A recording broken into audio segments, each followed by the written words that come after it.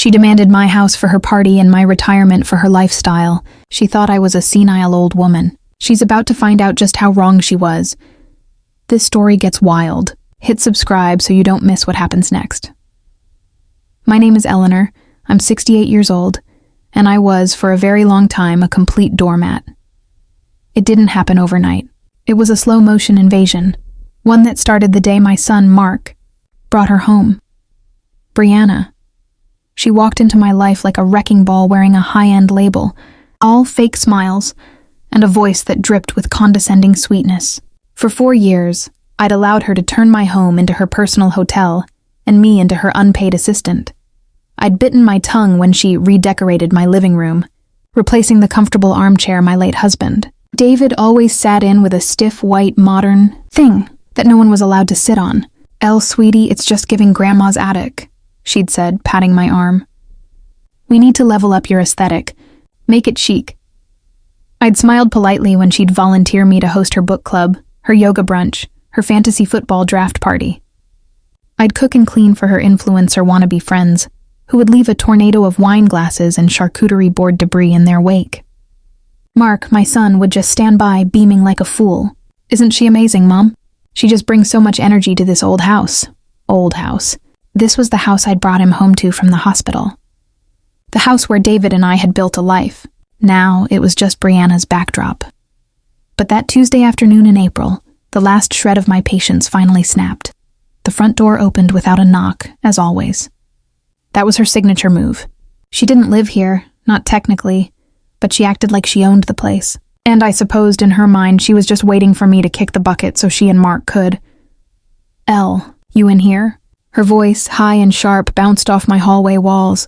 I was in the kitchen, trying to enjoy a cup of tea, but the sound of her stilettos clicking on my hardwood floors, click, clack, set my teeth on edge. It was the sound of an impending migraine. She burst in, not even looking at me, her face buried in her phone. She was wearing a cream-colored pantsuit that probably cost more than my monthly utility bills. Her blonde hair pulled back into a slick, severe ponytail. "Elle, thank God you're here. I am literally so stressed I could die," she announced to the room, finally looking up. She tossed a ridiculously small designer handbag onto my kitchen island, right on top of the newspaper I was reading. "Hello. Brianna," I said, my voice flat. "Okay, so listen," she said, pulling out one of my bar stools and perching on it, already tapping away at her phone again. "I have the most insane news. You know my friend Candy, with the twins? Well, she's finally having her gender reveal, and it needs to be, like, epic. Her ex is a total tool, so this is basically her I'm winning party, you know? I just stared at her. I had no idea who Candy was, nor did I care. Anyway," she continued, oblivious, "we were trying to find a venue, and everywhere is either booked or basic, and then I was like, duh." She spread her arms wide, gesturing to my kitchen, my backyard. "This place, it's perfect." The silence that followed was heavy. I just sipped my tea. "Well, isn't it?" she prompted, her fake smile tightening. "Isn't it what, Brianna?" "Perfect," she shrieked as if I were a particularly slow child. "For the party. Elle, your backyard is huge. We can put the balloon arch right over the patio, a champagne fountain by the roses, and a big tent on the grass. Oh, my God, Candy is going to freak."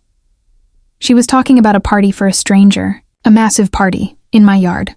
The yard David had spent 30 years cultivating. "Brianna, I don't think— Oh, don't you worry your pretty little head about a thing." She steamrolled right over me, pulling up a new screen on her phone. "I've already started a Pinterest board.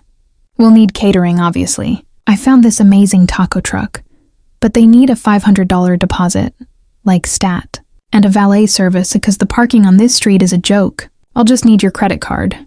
She said it so casually. "I'll just need your credit card," as if she were asking to borrow a cup of sugar, as if she hadn't already maxed out the emergency card Mark had insisted I give her access to.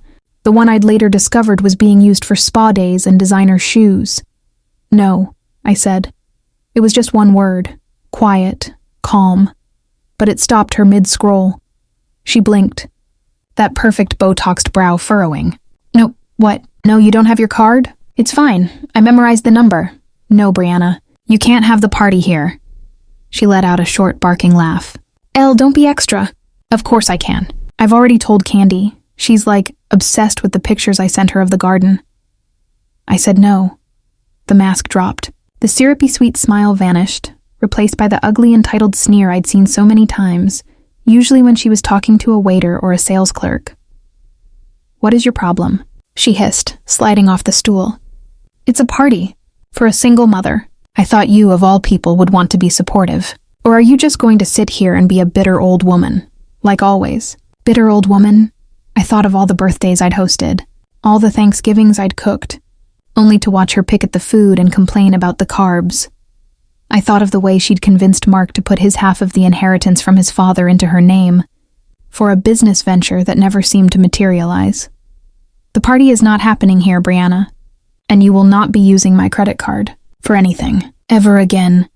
Her face went from sneering to a shade of pale white I found rather becoming, but then it flooded with a deep, ugly red.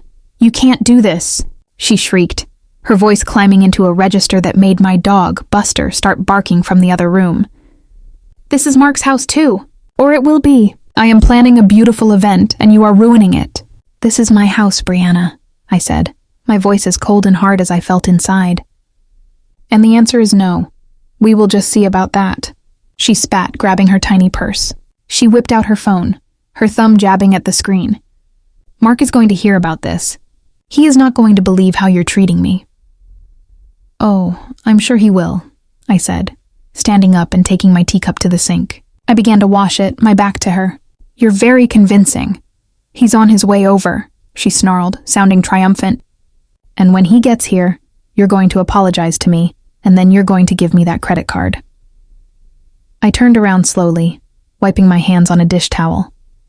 I looked at this woman, this parasite who had attached herself to my family and was slowly sucking the life out of it. I looked at her smug, confident face, so sure that my son would rush in to defend her. Go ahead, call him, I said, and I allowed myself a small, cold smile. But what you don't know, Brianna, is that I've already made a few calls of my own.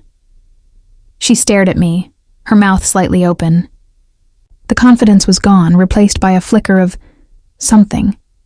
Confusion. Maybe even fear. It was a good look for her. What are you talking about? She demanded. You'll see, I said, turning back to my clean sink. You'll both see. Very, very soon. Brianna just stood there, frozen, her mouth slightly open.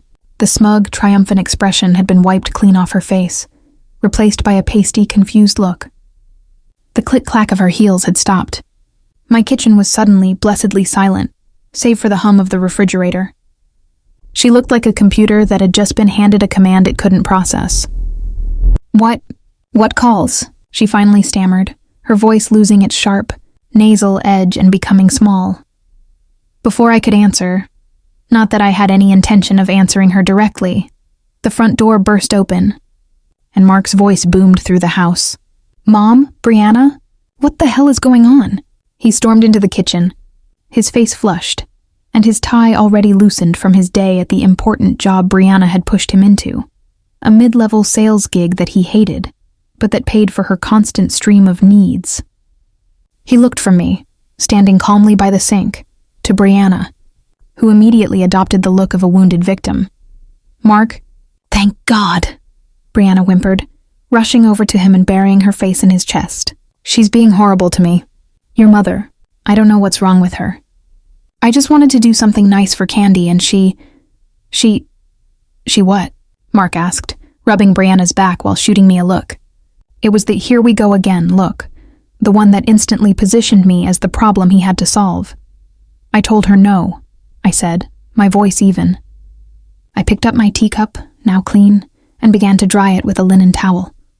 No? Mark sounded exasperated. Mom, what are you talking about? Brianna just called me, freaking out. She said you're trying to, what? Ruin Candy's gender reveal? Seriously? She wanted to host a party for 50 people I don't know in my backyard and charge the deposits to my credit card, I stated. I said no. Mark sighed, a deep put-upon sound, as if my refusal was a massive inconvenience to his day. Mom, come on, is it that big a deal? It's one party. You know Brianna, she gets excited. She's a creative. She just wants to make things nice. She's creative, I repeated, tasting the word. Is that what we're calling it? She didn't ask, Mark. She demanded, and she assumed I would pay for it. So, we'd pay you back, Mark said, shrugging. Brianna, hearing her champion, pulled back from his chest. Her eyes were red, but I'd bet my retirement fund she hadn't shed a single real tear. See, Mark? She's just being difficult for no reason. She's trying to sabotage me. She knows how important this is. Sabotage you? I let out a small laugh, and the sound of it seemed to shock them both. Brianna, honey, you're not important enough to sabotage. You're just loud. Brianna gasped, her hand flying to her chest in a move so overly dramatic it belonged on a soap opera. Mark, did you hear what she just said to me? Mom, Mark snapped. What the hell? Apologized to Brianna. That was completely out of line. No, I said again. I was starting to enjoy that word. It felt solid. I don't think I will. I'm done apologizing for existing in my own home. What is with you today? Mark said, his frustration growing. You're acting insane. Fine. You know what? Don't worry about the party, Brianna. We'll just have it. Mom can sit in her room and pout if she wants. It's not a big deal. As for the deposit, just use the card. I'll transfer the money, eventually. Brianna flashed me a quick, vicious smile of triumph. See, thank you, baby. I knew you'd handle her. She started to fish in her tiny purse, her smile widening. I already told you, Elle. I memorized the number. Oh, that's sweet, I said, cutting her off. But it won't do you any good. That was the first call I made. Mark, who had been trying to steer Brianna away, stopped. What first call? Mom, what are you talking about? This morning, actually, I said, leaning against the counter. Right after I got the fraud alert from my bank. It seems Brianna's book club last week also included a $1,200 charge for a pair of shoes from a designer I can't even pronounce. So I called the bank. I reported the charge as fraudulent, and I had them cancel the card. The one you memorized, Brianna? It's just a piece of plastic now. The silence in the kitchen was absolute. Brianna's face drained of all color. She wasn't pale this time.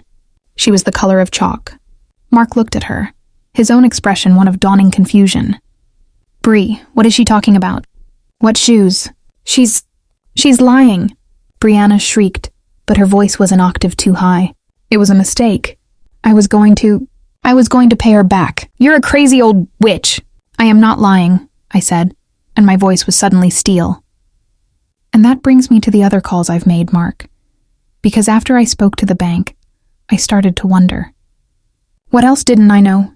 I walked past them, out of the kitchen and into the hallway, toward the small desk where I kept the mail. They followed me, like two confused children trailing an adult. I picked up a small stack of envelopes. You see, Brianna, you're not just sloppy with my money. You're sloppy with your own, and you're sloppy with your mail. I held up the first envelope. It was thick with a menacing red window. This came here last week. Addressed to Brianna Miller. You used my address, I suppose, so Mark wouldn't see it at his apartment. This one, I said, holding it up, is a final notice from a collection agency for a $15,000 personal loan you took out 6 months ago. The business venture you told Mark about? Was that it? Mark went rigid. Bri, what the hell is this? That's not... It's a misunderstanding. She tried, reaching for the letter, but I pulled it back. And then there's this one, I said, holding up a second, thinner envelope. This one isn't from a collector. It's from a gentleman's club downtown. The Golden Slipper. It's a W-2 form. For you, Brianna. It seems your part-time marketing gig that you work so hard at is... Well, I suppose it is marketing in a way. Brianna looked like she had been struck by lightning. She was sputtering, trying to form words, but nothing came out.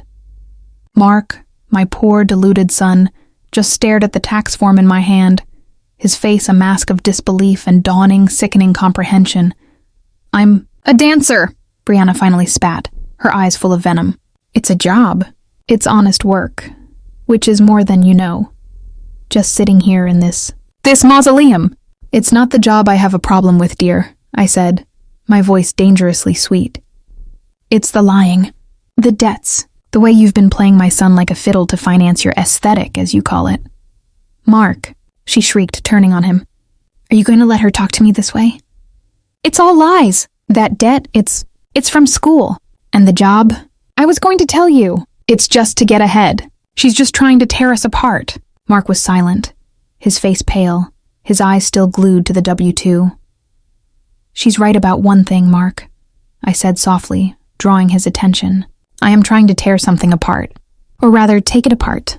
Which brings me to the other calls I made today. They both looked at me. Brianna with pure hatred. Mark with a new hollow-eyed dread.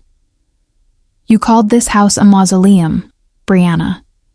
And you've been complaining about my grandma's attic aesthetic for 4 years. You know what? You're right. It is time for a change. I paused, letting the words hang in the air. The first call was to the bank. The second and third were to a private investigator who confirmed everything I found in these letters, and a lot more. But the fourth call, I said, that was the most important one. That one was to a realtor. My house, or this old place as you call it, Mark, goes on the market on Monday.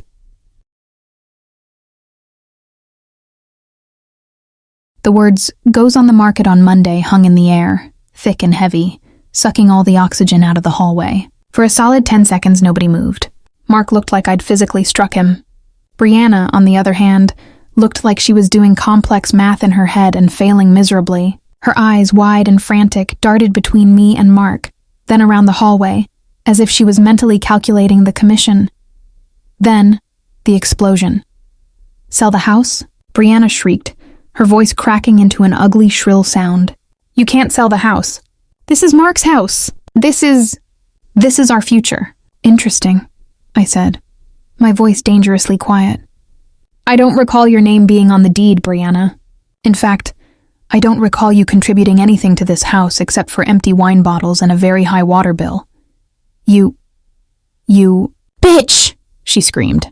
It was raw, unfiltered, the final mask of her sweet persona burning away. You are a senile old bitch. You're just trying to ruin my life because you don't have one. Mark, who had been catatonic, finally flinched. Bree, he mumbled, his voice hoarse. Stop, stop, stop, she whirled on him, her eyes blazing with a terrifying cornered animal fury. Are you hearing this, Mark? Your mother is throwing us out. She's selling your childhood home. She's leaving us with nothing. Are you just going to stand there and let her do this? He looked at me, his eyes pleading. Mom, you're not serious. You can't be. Sell the house? This is everything. This is Dad's house. That was the line. The one thing he could have said to truly wound me. He knew it, and he used it. He had always known how to use my love for his father against me. But the woman standing in front of him wasn't the same woman from an hour ago. The old Eleanor would have crumpled. The new Eleanor just felt a cold, hard click of a lock falling into place. You are absolutely right, Mark, I said, my voice as cold as a bank vault. This was your father's house. The house we built. The house I paid off by myself after he was gone. A house I had planned to leave to you. My only son. I saw it as your inheritance. A legacy, I paused, letting the words sink in. Then I looked pointedly at Brianna, who was breathing like she'd just run a marathon. But then, I found this, I said, tapping the stack of her debt notices. I realized my legacy wasn't a gift. It was just collateral. It was the next big score. You're not a girlfriend, Brianna. You're a con artist. And you, Mark, I said, turning to my son who flinched. You're the Mark. That's not true. Mark yelled, but it was weak. He was drowning. I love her. And she loves me. We're building a life. Building a life? Or financing a lie? I shot back. Tell me, Mark, did your life include her $15,000 in secret loans? Did it include the W-2 from the Golden Slipper? Did you know that the business venture she had you co-sign on was just her maxing out a high-interest card to pay the minimums on other cards? Did you? Mark's face went white. Co-sign? Oh yes, I said, twisting the knife. The investigator had been very thorough. That little investment startup she's so proud of? You're not an investor, honey. You're the co-signer. Her debt is your debt. Congratulations. You've built a financial anchor that will drown you both. Brianna let out a sound, a low, guttural wail of pure despair. She knew the game was up. Her cash cow, my son, had just been informed he was broke, and her next cash cow, my house, was being taken off the table. Mark, she whimpered, her entire tactic shifting in an instant. She grabbed his arm, her acrylic nails digging into his sleeve. Baby, she's lying. She's old and confused. She's trying to break us up. Don't you see? It's all a power play. She's jealous. She's jealous that you love me more than her. It was a pathetic last-ditch effort, and for a horrifying second I saw my son waver. He looked at her, his face a mess of confusion and betrayal, and a lifetime of being manipulated by a pretty face and a sob story warred with the ugly, undeniable truth in my hands. Is she lying, Brianna? I asked softly, holding up the W-2. Is this a lie? Is the collection notice a lie? Is the credit card statement for $1,200 shoes you're still paying off a lie? You went through my mail! That's illegal, she shrieked, pivoting to a new defense. It was delivered to my house, with your name on it. I opened it by mistake, and I am so glad I did. I turned back to Mark. This isn't about jealousy, Mark.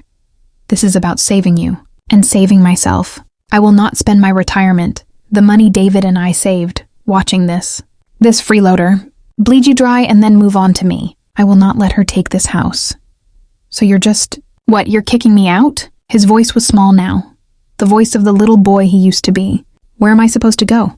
You are a 34-year-old man with a job, I said, my voice firm, but, for the first time, a little softer. You will go to your own apartment, the one you share with her. You will figure out how to untangle yourself from the financial prison she's built for you. You will, for the first time in your adult life, stand on your own 2 feet. Or you won't. Frankly, that part is up to you. Brianna looked like she'd been poisoned. She was staring at Mark, waiting for him to fight for her, to defend her, to fix this. And Mark, my son, just looked tired, defeated. He finally looked at Brianna, really looked at her, not as the hot, exciting woman he brought home, but as the source of the collection notices and the reason his mother was selling his home. You've been dancing? He whispered, as if that was the one detail he couldn't get past. It's just a job, Mark, she snapped, her patience gone. It pays the bills. Someone has to, since your important job barely covers our rent. It would cover the rent, he said, his voice hollow. If you weren't spending it all on crap. Oh, so it's my fault? She screamed. It's my fault you're a spineless mama's boy? It's my fault this old crone is selling our house? It's my house, I said, my voice ringing with finality. And yes, Brianna, it is your fault. All of it. I walked back to the kitchen and grabbed a trash bag from under the sink. I walked to the living room, to the stiff, white, modern thing she'd replaced my husband's chair with. The realtor is coming Monday at 9 a.m., I announced, my voice echoing in the suddenly too large room. She's going to do a walkthrough to prep for the open house. I expect all of your aesthetic to be gone by then. I looked at Brianna. That includes all your junk in the guest room closet and all of Mark's old trophies in the garage. He's a grown man. It's time he claimed his things. Brianna was just standing there, vibrating with rage. She had no cards left to play. She was checkmated. You will regret this, she hissed, her voice low and venomous. You hag? I doubt it, I said, holding the trash bag open. Now get out of my house, both of you. Brianna let out a choked sob, grabbed her tiny purse and stormed out the front door, slamming it so hard a picture frame rattled on the wall. Mark just stood there, a ghost in his own childhood home. He looked at me, his eyes empty. Mom, go, I said, not unkindly. Go, Mark, you have a lot to figure out. And you can't do it here. He stared at me for a long moment, as if he was seeing me for the first time, not as Mom, not as the doormat, but as a person who had just drawn a line in the sand. He turned wordlessly and walked out the front door, closing it gently behind him. The silence that descended was profound. It was a real silence, not the tense waiting for the next explosion silence I'd lived with for 4 years. The house felt lighter. It felt like mine again. I went to the thermostat and turned the heat up 2 degrees. Just because Brianna always complained it made her feel bloated. Then, I went to the kitchen and poured myself a very large glass of wine. The war was over. The wrecking ball had been sent packing, but as I sat there sipping the wine, I knew the battle had just begun, because I had a feeling, a deep gut feeling, that Brianna wasn't the type to cut her losses and walk away quietly. And I was right.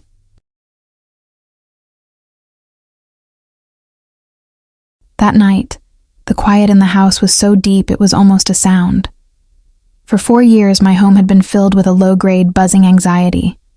The tension of waiting for the click-clack of Brianna's heels, the sound of her passive-aggressive digs, the strained silence of my own son. Now, all I could hear was the tick of the grandfather clock in the hall and the soft snuffling snores of Buster, my beagle, who was happily asleep on the good rug, the one Brianna had always called disgusting. I sat in my husband's old armchair, the one I dragged back from the garage the second Mark's car pulled away. It felt like sinking into a hug. I had my glass of wine, and I had my house back. The next day, Sunday, was a blur of peace. I opened all the windows, letting the spring air clear out the last of Brianna's cloying, expensive perfume. I pruned David's roses. I baked a lemon pound cake, just for me. It felt like I was waking up from a long, bad dream. The only interruption was a text message from Mark that afternoon. My phone buzzed on the kitchen counter, and I looked at it with a dread that was, thankfully, much smaller than it used to be. The message read, "Mom, you blew up my life. Bree is gone. She took all her stuff from the app when I was at work. My credit is totally shot. I checked. The cosign. It's bad. What am I supposed to do now?"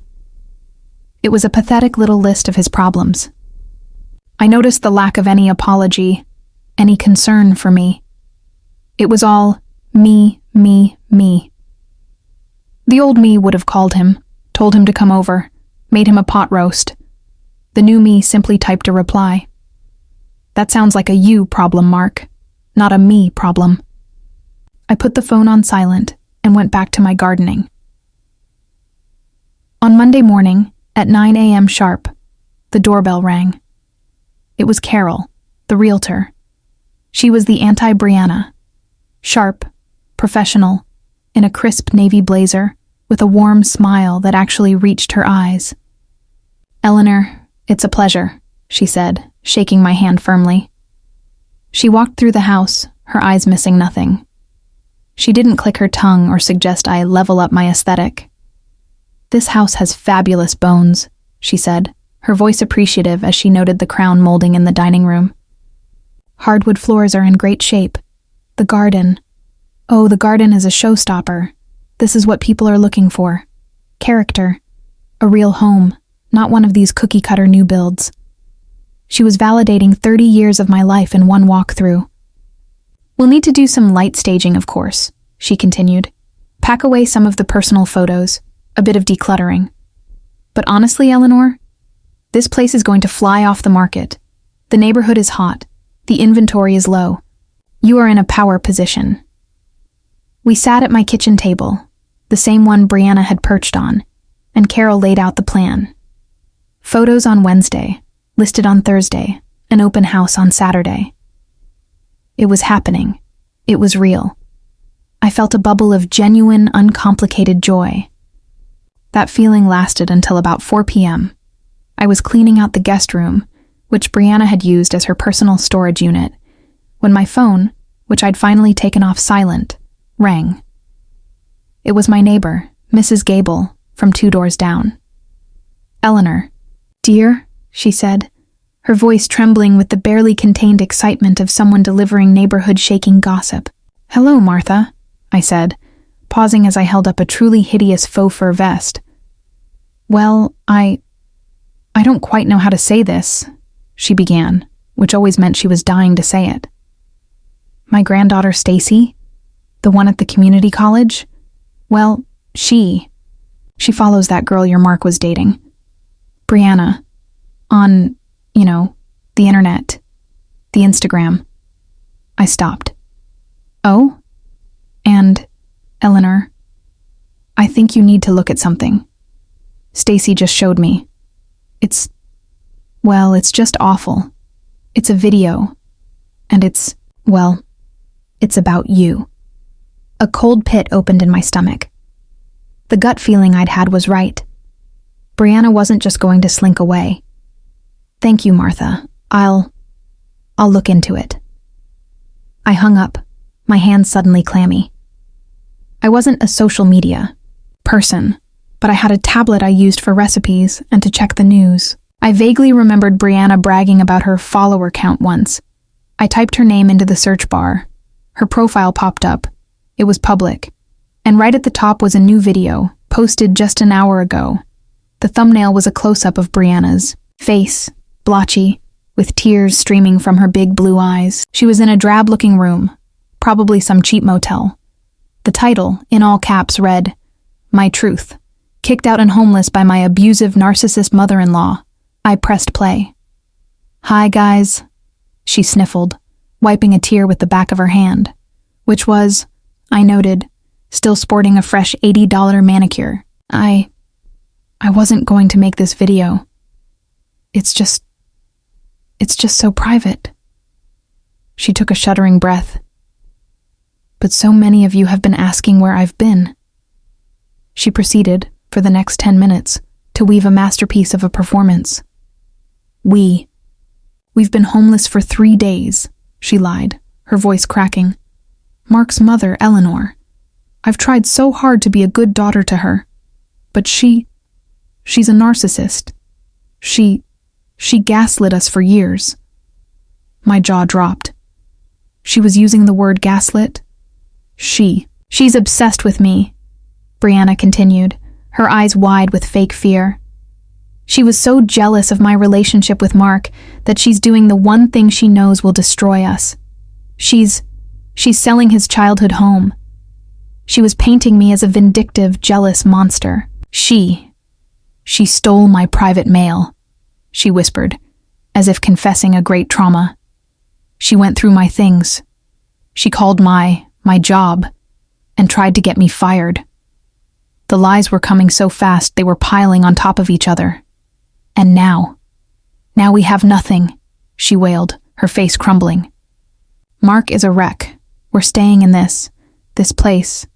We have no money for food. She's committing financial abuse, and I don't know what to do. Then came the grand finale. Some of you have asked how you can help, she said, looking directly into the camera, the tears magically drying up. I never thought I'd have to do this, but we've started a GoFundMe, just to get a deposit for an apartment, so we can be safe. From her. The link is in my bio. I stared at the screen. The video had been up for an hour. It already had thousands of views and hundreds of comments. OMG, you poor thing! Sending you love! That old woman is a demon! How can a mother do that to her son? I just donated $50. Stay strong, girl. This is elder abuse. But in reverse, sue her. I looked at the GoFundMe link. They'd set a goal of $10,000, and they had already raised over $800. I sat there, in the room filled with her cast-off junk, and I didn't feel panic. I didn't feel fear. The shock was already fading, replaced by something cold and hard and clear. "Oh, Brianna," I said to the empty room, "you want to play this game in public? You want to call me a narcissist? You want to bring my house into this?" She thought she was so smart. She thought she'd cornered me using the court of public opinion. She had no idea. She, the influencer, had just given me, the senile old hag, a platform. And she'd just handed me all the rope she would ever need. I picked up my phone and made a call. Not to Mark. Not to a lawyer. "Hello, Carol," I said when the realtor answered. "It's Eleanor. We need to move up that open house, and I have an idea for how to market it." "Carol," I said, my voice steady, my mind suddenly wonderfully clear. "I have a marketing idea. Your photos are on Wednesday, and the listing goes live Thursday, right? Well, by Thursday, a lot of people are going to be curious about this house. We need to lean into that." "Curious?" Carol asked, her pen scratching pausing on the other end. "I mean, it's a great listing, but what do you mean?" I said, looking at Brianna's tear-streaked lying face on my tablet screen, that this house is about to be locally famous. Brianna, my son's ex, is on the internet, telling a very sob story about how I'm a monster who kicked her out. She's fundraising. There was a sharp intake of breath on Carol's end. "Oh no, Eleanor, that's libel. We should call a lawyer." Oh, we will, I said, a grim little smile playing on my lips. But not before we sell this house. Carol, she's painting me as a villain. But what she's really doing is painting a picture of this house as a place of intense interest. She called it my mausoleum. She told thousands of people that I'm selling it out from under her. What does that do? Carol was silent for a beat. Then her professional realtor voice clicked back on, this time with a new, sharp edge of excitement. And it creates buzz. It creates urgency. It makes this a story, not just a property. Exactly, I said. So, when you write that listing description, I don't want to just talk about the hardwood floors. I want you to talk about what this house represents. I'm listening, she said. This is a sanctuary, I said, the word tasting perfect. It's not a house, it's a reclamation. It's the perfect property for starting your next peaceful chapter. It's an escape. It's a legacy of strength. I want every woman who's ever felt taken for granted to read that listing and see herself here. Carol was practically vibrating. Oh my God, Eleanor. The reclamation sale. I love it. It's brilliant. It's sassy. Find your peace in this gardener's paradise, a true sanctuary from the drama of the outside world. You're good at this, Carol, I chuckled. We are going to move up the open house, she said, her voice all business. This Saturday, we're going to hit the market Thursday with this new narrative. I'm going to leak this listing to a few of the local mom bloggers and neighborhood watch forums. The same ones I guarantee are already eating up her little video. Perfect. And Carol, I added, one more thing for the open house. I have a lot of junk she left behind. I'm going to put it in a box by the door. I think we should donate the proceeds. Donate the proceeds, Carol repeated, catching on. To where, Eleanor? Oh, I said, looking at the hideous faux fur vest in my hand. How about the Women's Shelter for New Beginnings? Carol let out an actual cackle. Eleanor, you are my new hero. I'll be there Wednesday for the photos. You just get the stage set. The next 3 days were a whirlwind. I boxed up 4 years of Brianna's clutter. Tacky lamps, half-used luxury bath products, ugly, uncomfortable throw pillows, and so many shoes.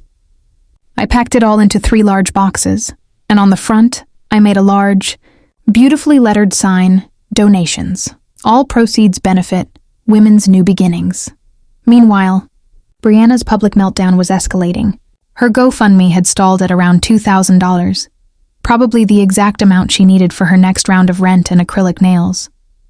She'd posted a new, furious update, clearly annoyed the well was drying up. So humbled by the support guys, she'd written. But it's just so hard. We're still in the motel. Mark is so depressed he can't even get out of bed. His monster of a mother hasn't even called. Please keep sharing. We just need a deposit. $10K isn't a lot to ask for a fresh start. The comments were starting to turn. Wait, Mark is an able-bodied man, right? Why can't he get a job? $10K for a deposit? Where are you moving, the Ritz? Something about this ain't adding up. But Brianna was too arrogant to see the tide shifting.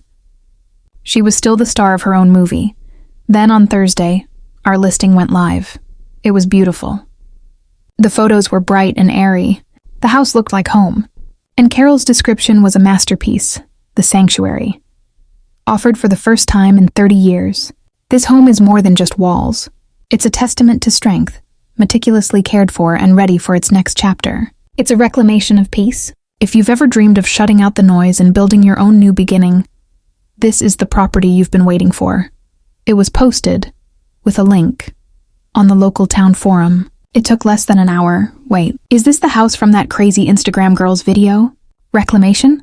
Shutting out the noise? Well, I see what she did there. OMG, that's the house. It's gorgeous. That Brianna girl is nuts. I'd kill for that kitchen. She's selling it? Good for her. Suddenly, the narrative wasn't poor, homeless Brianna.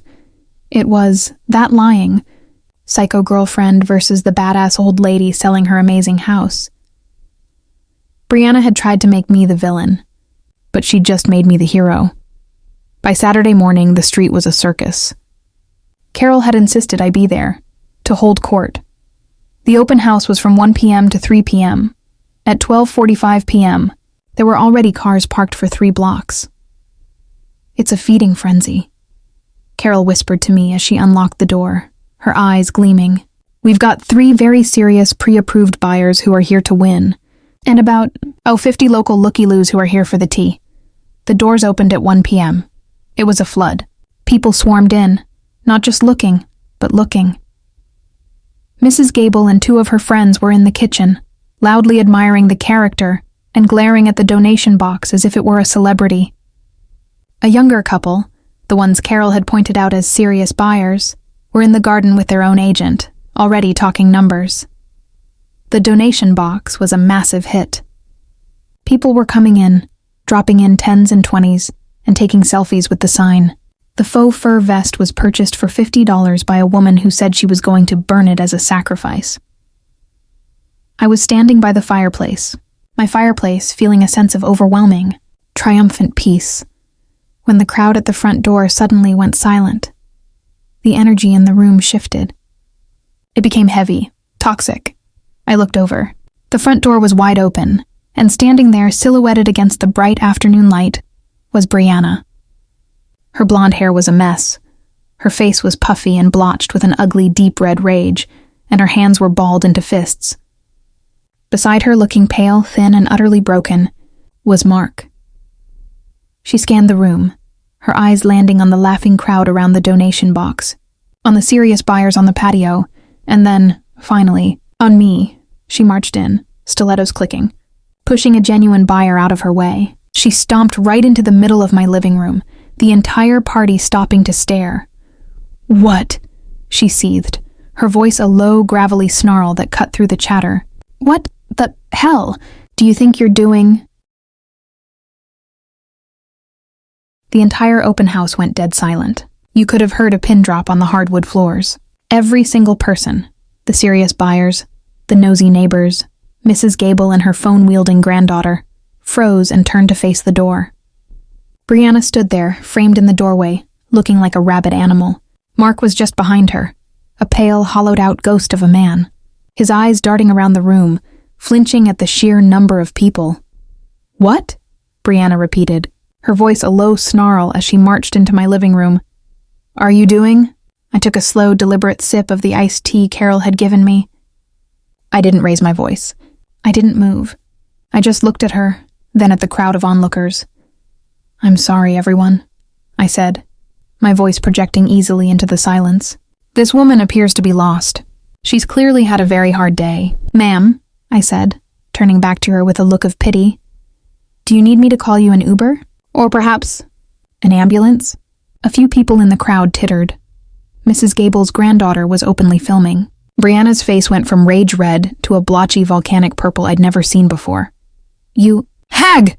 she shrieked, finally dropping the last pretense of sanity. "You can't do this.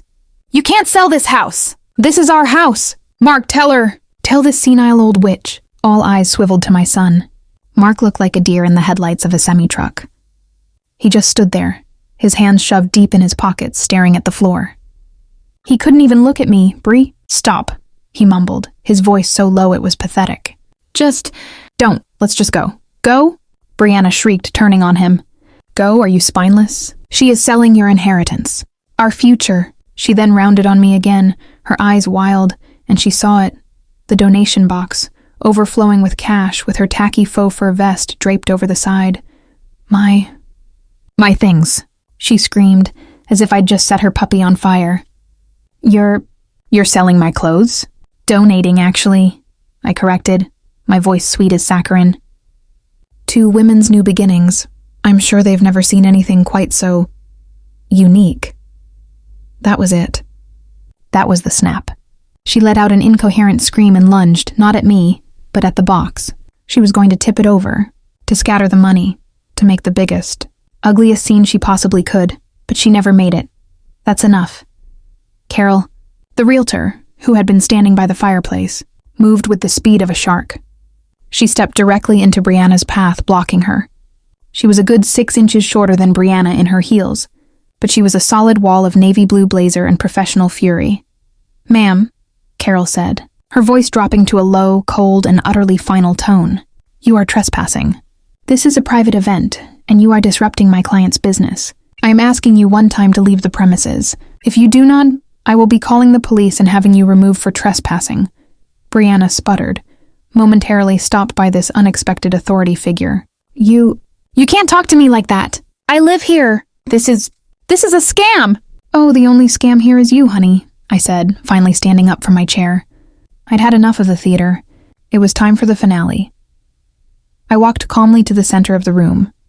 The crowd parted. Brianna was trapped between me and Carol. You've been very busy, haven't you, Brianna? I said, my voice carrying. Telling all your little followers what a monster I am. Calling me an abuser. Trying to GoFundMe your fresh start on the back of my reputation. The murmurs in the room grew louder. GoFundMe? It's that girl from the video. Oh my God, that's her. It's a very compelling story, I continued, pacing slightly, as if I were the one hosting this event.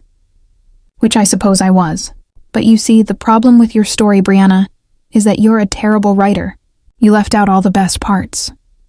I walked over to the desk by the hall, where I'd left my own little file, the one from my investigator. You see, everyone, I announced, holding up the first paper.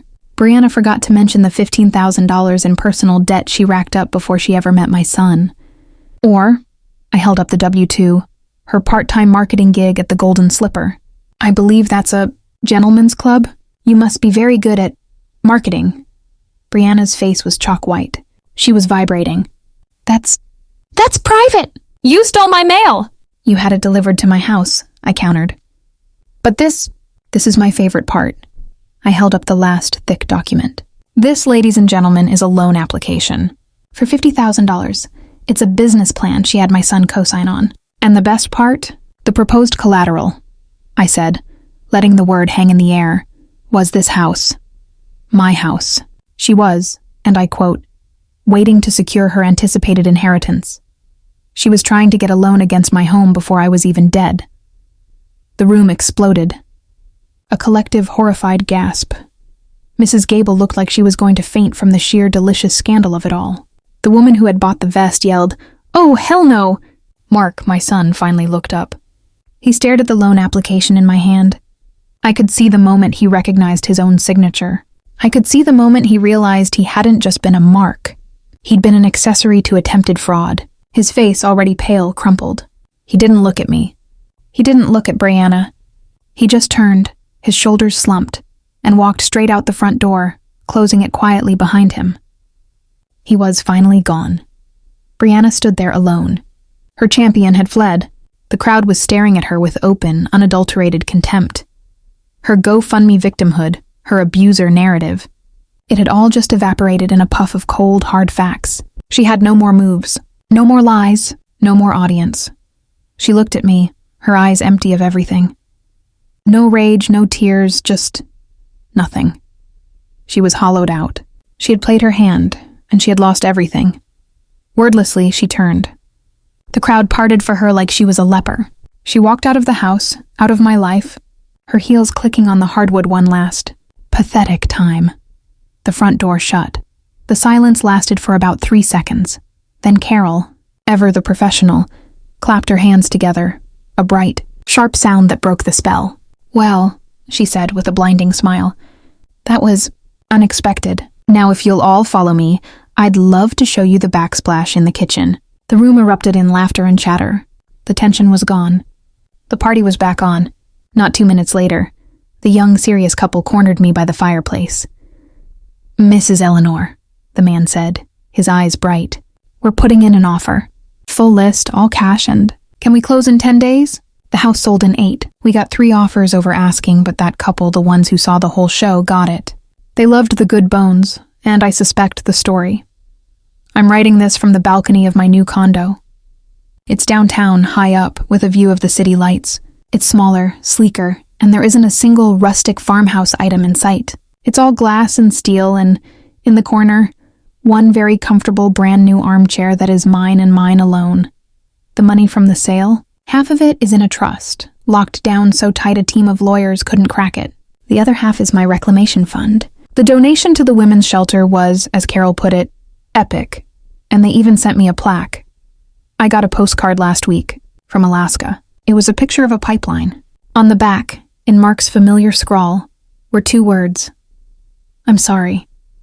It's a start. As for Brianna, her GoFundMe was reported for fraud and taken down. Her social media accounts all went private. The last I heard, from a very satisfied Mrs. Gable, she'd been seen working a cash register at a discount superstore. Her acrylic nails chipped. The bitter old woman she tried to create in her videos doesn't exist. The woman who does exist is me, Eleanor.